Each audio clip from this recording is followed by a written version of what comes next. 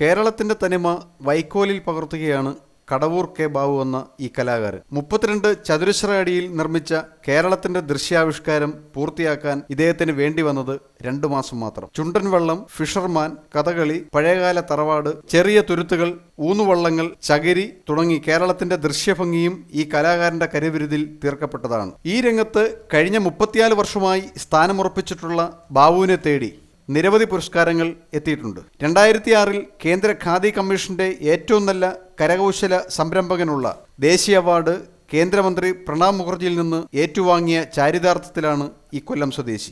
1999 രാജസ്ഥാൻ സർക്കാരിന്റെ അവാർഡ്, 2004 ഉത്തർപ്രദേശിൽ നിന്നും താജ് പുരസ്കാരം, 2007 രാജസ്ഥാൻ ജവഹർ കലാകേന്ദ്രത്തിൽ നിന്നും ആർട്ട് വർക്ക് അവാർഡ് തുടങ്ങി നിരവധി ബഹുമതികൾ ബാബുവിന് സ്വന്തം. ഡൽഹിയിൽ നടന്ന കോമൺവെൽത്ത് ഗെയിംസിൽ ദില്ലി ഹാട്ടിലും ദ്വാരകയിലും കേരളത്തെ പ്രതിനിധീകരിച്ച് ബാബു പങ്കെടുത്തു. ഇന്ദിരാഗാന്ധി, EMS, എലിസബത്ത് രാജ്ഞി, സച്ചിൻ, മാർപ്പാപ്പ, ഡയാന തുടങ്ങി നിരവധി വ്യക്തിത്വങ്ങളെ വൈക്കോലിൽ രചിക്കാൻ ബാബുവിന് കഴിഞ്ഞിട്ടുണ്ട്.